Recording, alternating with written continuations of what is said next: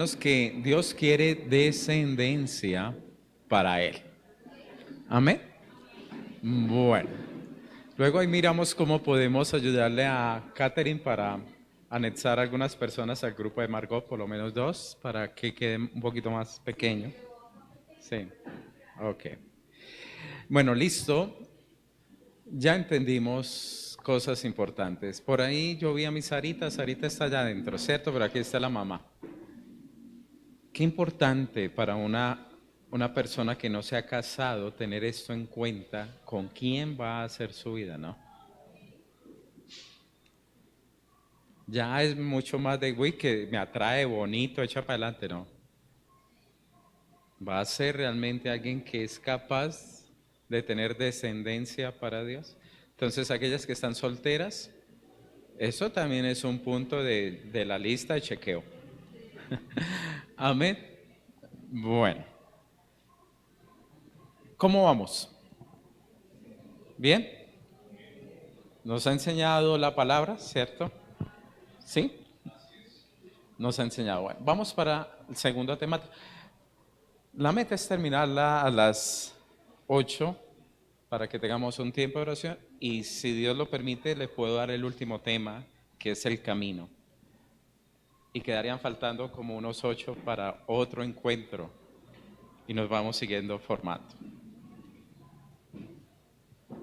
Vamos a tratar ahora la temática 2 que se llama el problema del pecado. Ya sabemos que Dios ha creado o ha diseñado un hogar y el deseo de Dios es que tengamos descendencia para él. Nos ha quedado claro, ¿cierto? La figura de un padre sacerdote que oriente, guarda y cría, y una madre que ayuda al propósito, es decir, que sucede y todo lo demás. Sabemos que dentro de la caída del hombre, por eso el Señor le dice a Adán, con el sudor de la frente. Y en esa caída los hombres nos hemos más dedicado a producir y hemos descuidado el paraíso, el sacerdocio. Por eso es mucho más la mujer. Uy, si no fuera por nuestras mujeres, hermanos, ¿usted se imagina un hogar? Ahora un hogar donde, no, donde la gente no tiene el nombre de Dios. Peor aún, peor aún. Bueno, el problema del pecado.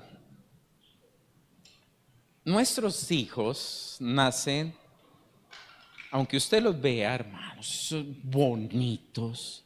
Uno dice, esos, ¿y qué ángel? La gente que dice cuando nace, qué angelito, qué angelito de Dios, ¿cierto?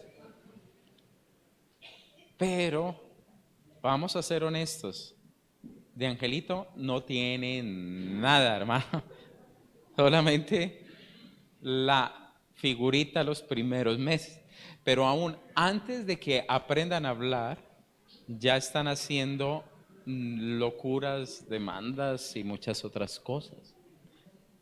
Es decir, porque nuestros hijos nacen con un corazón duro, duro, rebeldes. Ellos lo hacen de esa manera. Igual que usted y yo, somos pecadores, ellos también están destituidos de la gloria de Dios. Mi hijo está destituido, por favor. Mi hijo no es un ángel. No se coma usted ese cuento. Y pensamos nosotros en que a través del buen ejemplo, la crianza, no vamos a ser como mi padre, yo voy a tener otra que, y que con eso vamos a tener buenos hijos y no vamos a lograrlo, porque el grave problema es que está en el corazón de él el pecado. La Biblia nos dice que en el corazón lo que contamina al hombre es lo que está en el corazón. Es como si hubiese aquí un recipiente y usted abrió la tapa, todo se contaminó. La rebelión, los homicidios, el adulterio, la mentira. Todos los que han estado con la pastora, a ella le gusta hacer un dibujito y coloca ahí todas esas palabras. Es decir, está en el corazón, es innato en el corazón de nuestros hijos. Entonces creemos nosotros dos grandes, digamos, conceptos o errores. Uno de esos es, mi hijo nace inocente. La sociedad lo corrompe. No, su hijo no nació inocente. Y la sociedad, claro, perjudica, sí. Pero si fuera entonces así, no habrían hombres diferentes en medio de la sociedad como un Daniel, porque la sociedad donde estaba Daniel era bien corrompida, pero estuvo Daniel, un José. Entonces no podemos tomarlo como determinismo, es el corazón de ellos. Hay una película muy linda que se llama Sueño Logrado, algo así, y es de un jugador de, de fútbol americano que es adoptado por una pareja. Él es negrito, de color grandote, y lo adoptan unos blanquitos. A mí me encanta la pregunta que ella le hace al muchacho. ¿Y usted cómo lo logró? ¿Cómo usted lo logró? Y él decía que cuando se veía los momentos difíciles, cerraba sus ojos y contaba de 1 a 10, y cuando los volviera a ver, las cosas eran diferentes. Y si ustedes recuerdan la película, la calificación de él, la más alta, era la capacidad de protección. Es decir, era un corazón. A pesar de donde creció, era un corazón diferente. Yo no niego, yo tengo un estudiante que yo le pido a Dios que tenga misericordia, porque yo lo veo tatuado hasta con el diablo ahí. Pero ese muchacho podría ser más malvado, pero no lo es. No tuvo quien dirigiera esa vida. Y a pesar de esa rebeldía, lo escucha uno. Yo le dije, hombre, ¿y usted cómo tiene un perfil de esos tan horrible? Eso da hasta asco verle a usted ese WhatsApp. Y lo cambió. Y se puso, que te decía, hombre, eso sí ser un señor. Esos días llegó bien vestido. Y dije, hermano, esa es la imagen que usted debe tener. Usted no es así como... Y dije, se ve pinto, ¿sí? No tuvo quien le afirmarse y ese anda. Por eso hay que tener misericordia de los de afuera. Por eso los padres que oran por los niños. Bueno, entonces el problema de nuestros hijos, queridos hermanos, es que no nacen tan buenos como creemos. Déjelo solo una semana y verá cómo encuentra usted esa casa. Se la desbarata. Entonces lo que buscamos y que descansamos es de, ay, yo tengo la capacidad, yo los voy a criar de X y Y manera, y estas reglas, y usted se me levanta a esta hora, y usted me trapea aquí, ¡pum!, firme. Y al último pensamos que a partir de las disciplinas vamos a alcanzar un cambio, pero lo que sucede es que ellos no lo van a lograr, ellos van a fracasar y van a seguir ellos hacia un desánimo. ¿Por qué? Porque por el corazón caído de nuestros hijos, ellos no pueden obedecer por sus propias fuerzas. Entonces lo que hacemos son reglas, reglas y reglas para poderlos ajustar. Es decir, usted aquí me llega a las 10, mi señorita, a las 10 máximo. ¿Cierto? Para evitar, a las 10. ¿Y con quién habló? ¿Sí o no? Porque esa es la forma que consideramos es la crianza para levantar a nuestros hijos. Y consideramos que si los creamos de esa manera, vamos a lograr que ellos sean unos muy buenos. Posiblemente podemos criar buenos fariseos.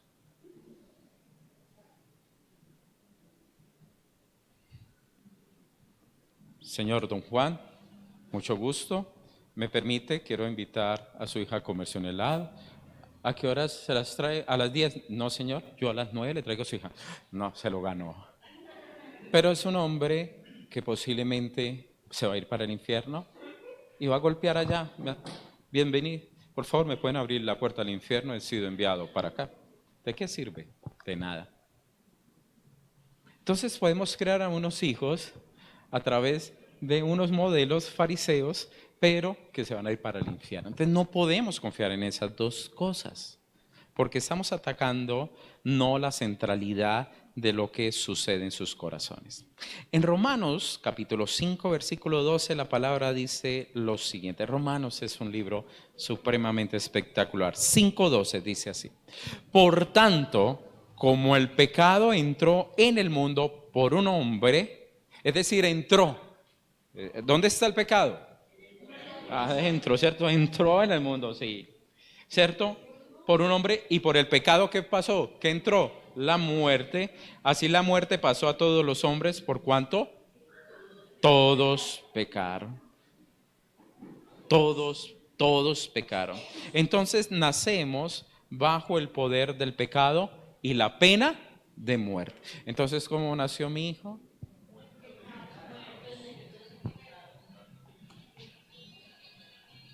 Para decir uno, ay, hermoso este angelito, bello este angelito, pero nació en el pecado y también nació con la corriente de este mundo. La Biblia también nos dice, como leímos, que ellos están muertos igual que nosotros, ¿cierto? En delitos y en pecados, y ellos no tienen la capacidad entonces para responder a Dios. ¿Qué puede hacer un muerto? ¿Cierto? Vaya usted a un funeral y diga al muerto, por favor, ¿usted me puede prestar 10.000 pesos? No, no le va a hacer nada, menos. ¿Sí o no? Porque un muerto nada puede hacer desde el punto de vista espiritual. Entonces, si ellos están muertos, dice, pero respira, no. Ellos están muertos para las cosas de Dios, pero están bien vivos para las cosas del pecado. Es decir, para aquellas cosas que se encuentran bajo la influencia del mundo, la carne y el mismo diablo. En Gálatas capítulo 1, versículo del 1 al 4, la palabra dice lo siguiente. Eso. Dice así la palabra. Gálatas capítulo 1, versículo 4. 1, 4, dice así. El cual se dio a sí mismo, está hablando de Cristo, por nuestros pecados, ¿para qué? Para librarnos del presente siglo malo conforme a la voluntad de ¿quién? De nuestro Dios y Padre. Entonces, allí lo que nosotros estamos viendo, que si no podemos abrazar esta situación en nuestras propias vidas, si Cristo no viene, es decir, si Cristo no viene, nadie va a librar el corazón de ese hijo que usted tiene ahí. Nadie más lo va a hacer. Solamente Él puede librarnos, queridos hermanos, de las influencias del mundo. Y Satanás sigue trabajando en ello, sigue colocando en el corazón de las personas esa rebeldía, porque sabemos que la gente, el que ama al mundo y la carne, se hace enemigo de Dios. Y ese enemigo de Dios a lo último termina perdiendo su ruta y termina perdiendo su camino y la ruta a donde debe llegar. Por lo cual, el mismo Salmo 2 nos está hablando. Acuérdense que el primer salmo es el salmo de aquel hombre sabio que es como un árbol que está sembrado junto a corrientes de agua. Pero luego nos dice que se amotinan la gente para rebelarse contra el ungido. Y es lo que Satanás ha hecho a lo largo de la historia. Se ha levantado para traer, digamos, sobre la gente rebeldía, igual que es como se hizo allí en el sitio del paraíso o en el Edén. Entonces tenemos que entender, queridos hermanos, que lo que no podemos enfocarnos es a que cambie la conducta de nuestros hijos. Si queremos, claro. Es decir, que se vuelva respetuoso. Lo que necesitamos es que cambie el corazón. Porque si no cambia el corazón, no va a haber una afectación en la conducta como él está, digamos, viviendo o comportarse. Sería muy triste que usted y yo criáramos hijos bien educados, hijos, digamos, un regalo a la sociedad, pero hijos que vayan condenados al infierno. Ese no es el propósito. Cristo vino para librarnos de la potestad de las tinieblas y nuestros hijos nacen en ello. Y usted y yo debemos asegurarnos que ellos queden libres de todo esto. Si no comprendemos como padres que el pecado está, no vamos a tener tampoco la forma como actuar ni la esperanza para que nuestros hijos no sean absorbidos por esta sociedad actual. Es decir, si mi hijo tiene un corazón en Cristo, aunque esa sociedad sea corrompida, mi hijo podrá huir de ese Sodoma y ese Gomorra. Porque Dios está buscando descendencia para que dé testimonio a todos los demás que se encuentran a su alrededor. Por tanto, queridos hermanos, no podemos decir el ambiente me lo transforma, sí me lo influencia, pero las decisiones están en el corazón de nuestros propios hijos. De nuestros propios hijos. Cada uno pensamos cuando cogieron ustedes a ese bebé, este va a ser diferente, y mire, resultó que no es tan diferente, ¿cierto? Este va a ser otra persona y resultó que no era la otra persona que uno pensó que estaríamos. Simplemente crecen un poquito y comienzan a hacer situaciones terribles y tremendas, ¿sí o no? En estos días mi esposa me mostró un video de un niño, yo creo que por ahí tendría 2 meses o 3 meses, y era llorando, y era ¡ah! Y se jalaba el pelo y lloraba, y ¡ah! Y la mamá se reía y dice, pero suéltate, suéltate, ¡ah! Y suéltate, y le comenzó a abrirle la manito, y dejó de llorar.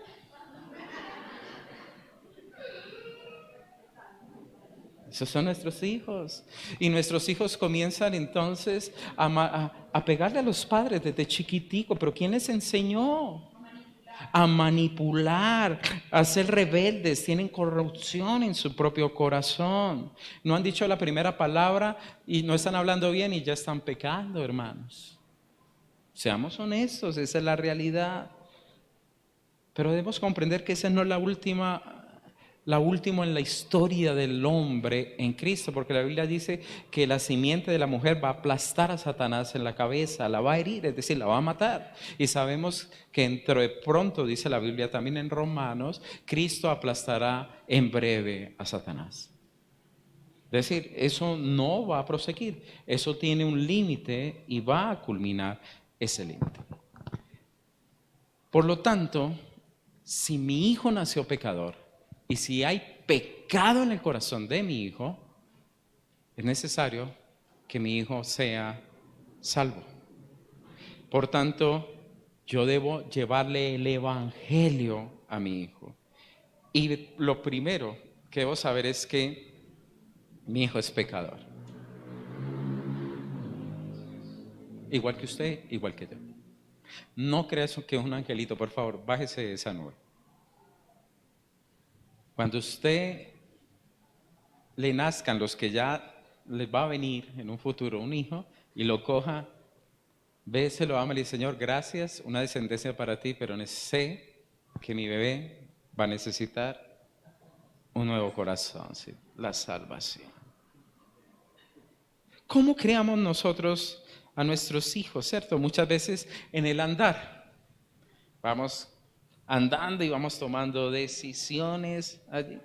Pero debemos aprender cómo nos lo enseña la Biblia, es decir, cómo la Biblia enseñó a formar a los hijos. De allí hay un modelo. El modelo que se le dio a Israel fue a través de la palabra. El Señor entrega la ley al pueblo de Dios.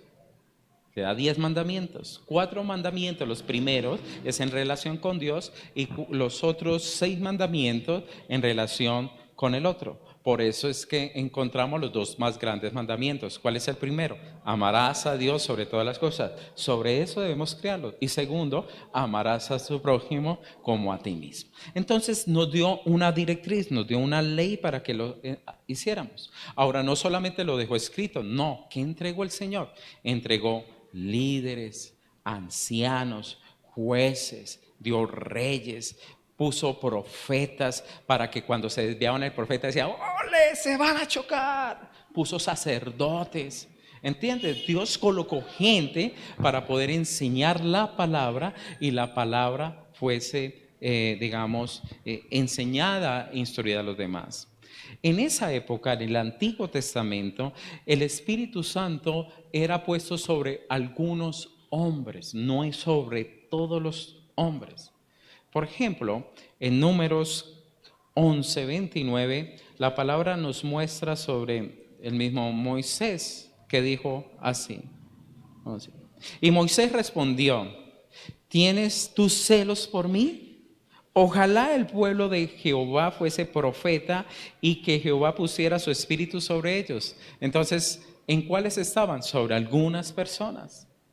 Y puedo dar muchos más versículos. Vemos que también, por ejemplo, con el mismo Josué, hijo de Nun, ¿cierto? El Espíritu de Dios reposó sobre.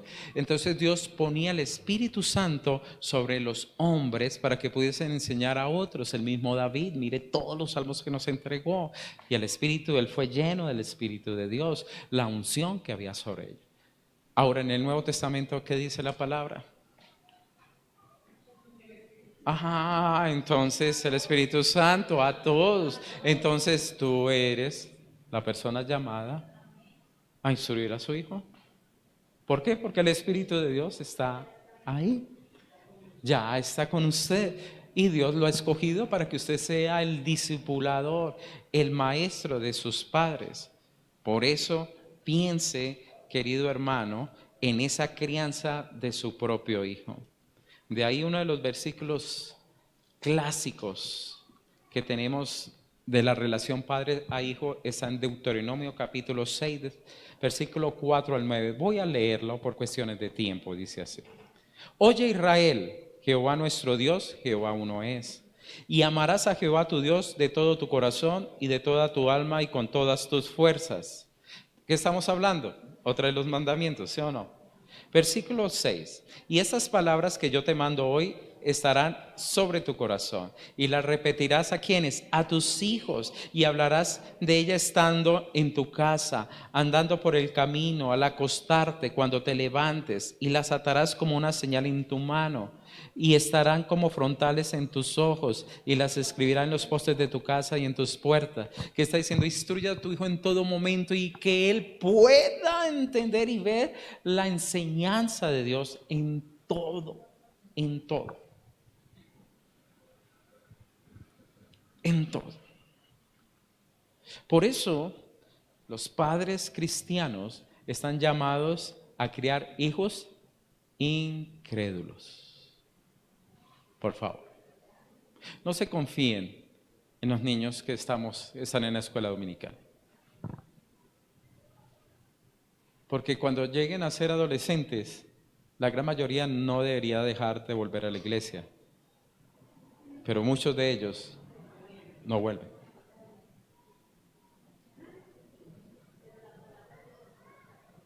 No vuelven. Algunos por misericordia volverán, pero otros no van a volver. Entonces, papá, yo debo asegurarme de que realmente mi hijo ame. Y como padre cristiano, tenemos en el poder, en el Espíritu Santo, queridos hermanos, para que mientras que Dios tiene misericordia y le da un nuevo corazón, yo ya le esté echando semillas para que germinen. Esa es nuestra función, plantar la palabra en la vida de nuestros hijos, sembrar en nuestros hijos y en su mente la palabra de Dios que puede salvarlos. Esa es nuestra función. Dios es el que da el nuevo corazón. Yo no puedo dar un nuevo corazón, pero sí puedo entregar esa palabra, puedo influenciar en mis hijos. Pero ¿qué es lo triste, queridos hermanos? Que muchas veces los padres no son los pastores de sus propios hijos. Los padres son los pastores de sus propios hijos. Y como pastores, sus hijos van a ver si ustedes son fieles a Dios. Si como pastores ustedes seguirán el camino. Si como pastores ustedes negocian el buscar de Dios. Entonces el día de mañana ellos también van a negociarlo. Es decir, usted piensa, lo que nosotros demos de ejemplo, nuestros hijos abrazarán. Esa es la realidad, por favor. Por favor, si yo soy una persona que maltrato a mi esposa, mi hijo va a decir cómo ese siendo cristiano maltrata así a mi madre. Y eso también va a enfurecer y va a traer dolor en el corazón de los hijos, porque esa persona no fue un buen ejemplo para su pequeño, es decir, no fue un buen pastor. La gran pregunta que debería hacerse cada vez un padre, ¿cómo puedo yo hacer para que mi hijo se parezca cada vez más a Cristo? ¿Qué puedo yo hacer? ¿Cómo lo estoy criando para que él tenga un nuevo corazón? ¿Qué estoy haciendo para que Él pueda, digamos, tener la seguridad de la salvación? Esa es mi función, ese es mi papel. Por lo cual nosotros debemos enseñarlos a ellos a la obediencia. Ese es el camino.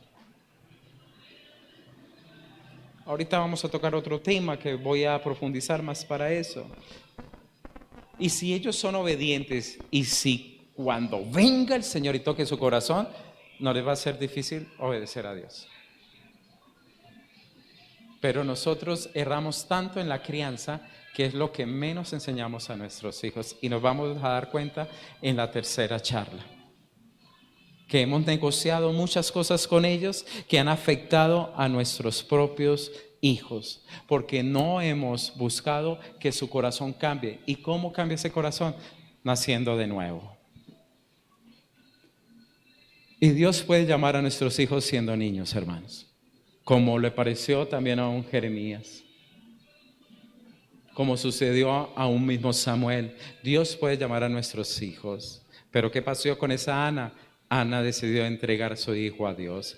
Nosotros lo hacemos a través de la oración, a través del ejemplo, a través de la fe. Hermanos, nosotros aquí tenemos una mujer muy valiosa, muy pocos, algunos no han podido compartir con ella, pero es doña Blanca, una señora que, ella no está acá,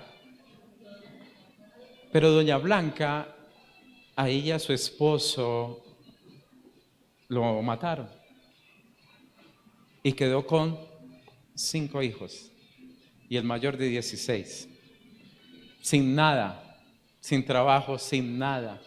Y ella decidió creer a Dios y dijo: Señor, tú eres el esposo de las viudas, el padre de los huérfanos. Y ella dijo: yo creo en esta palabra y tú nos sacarás adelante. Y comenzó ella a meterle el corazón y sacó a sus 5 hijos adelante. Y Dios utilizó a su hija de 6 años para ir a hablar con la jefe donde la contrataron a ella, y de ahí ella pudo sacar su pensión. Fue y se le metió a la jefe, a una señora, a la alcaldía, y le dijo: mi mamá necesita trabajar porque nos quedamos sin mi papá y todo eso. Entonces, Dios puede hacerlo. Dios puede hacer cosas maravillosas cuando confiamos y creemos en Él. Pero debemos enfocarnos: mi hijo necesita ser salvo. Ser salvo. La pregunta que vamos a trabajar ahorita en grupos, y vamos a ser muy juiciosos. Los invito a que mejor se reúnan y hagan la pregunta: